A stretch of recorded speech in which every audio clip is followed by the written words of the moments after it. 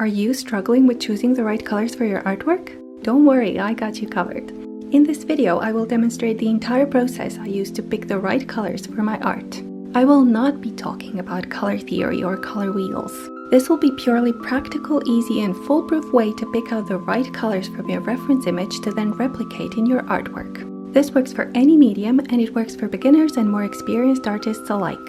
So let's get to it. In order to pick accurate colors, you first have to know what you're working with. So the first step is to swatch out your colors. As I said, this works for any medium and any brand. But for the purpose of this demonstration, I will be using my new Viviva Color Sheet Spring Set Edition. I'm a Viviva brand ambassador, which brings benefits for my followers. You can get 10% off your order by using my code. Check out the description to get the code for a 10% discount and find the link to the website where you can buy your own set of Viviva Color Sheets. Viviva color sheets have space on them where you can swatch colors, which is super useful when you're using them on the go, which these color sheets are perfect for. However, I like to complicate matters and create my own color swatches that make it easier to pick accurate colors from reference photos. They look something like this.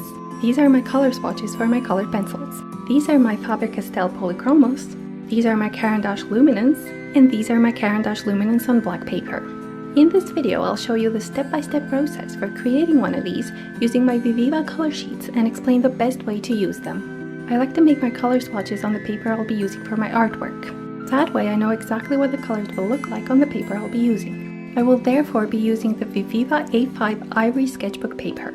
I'll divide the paper into 16 equal strips for the 16 colors in my color sheet, leaving some space between the strips so the colors don't mix when I apply them. I'll then write out the names of the colors for future reference and swatch out the colors one by one next to their names. Now I will cut up the strips. I'm using my paper cutter because it makes the process easier and faster, but you can simply use scissors if you don't have a paper cutter. Next, I will make holes on the side of the strips. You can use scissors to do this. Fold the paper at one end and then cut a diamond shape into it, like this. I'll be using a hole puncher because it makes the process a bit neater and easier. If you like, you can make a hole in the middle of the swatch to make it even easier to compare colors and pick the right ones for your artwork. Once you've made holes in all the strips, collect them and place them in order. I like the colors in my color swatch to be in the same order as in the color sheet. Then you just take a piece of string, pull it through the holes and tie it together. And you have a nice little color swatch. You can then use the color swatch to compare the colors with your reference photo and figure out which colors to use in your drawings. Let me show you how I pick colors for my artwork using color swatches like this. For this drawing of macarons and raspberries, I decided to use the color Cherry Blossom for the macarons, a light shade for the highlights and a darker one for the midtones. I decided to use burgundy and tree bark brown for the shadows. Of course, you won't always have the right color and you'll have to figure out which colors you'll have to mix to get the color you need. These color swatches will help you with that as well. I hope this video helped you in your color selection journey.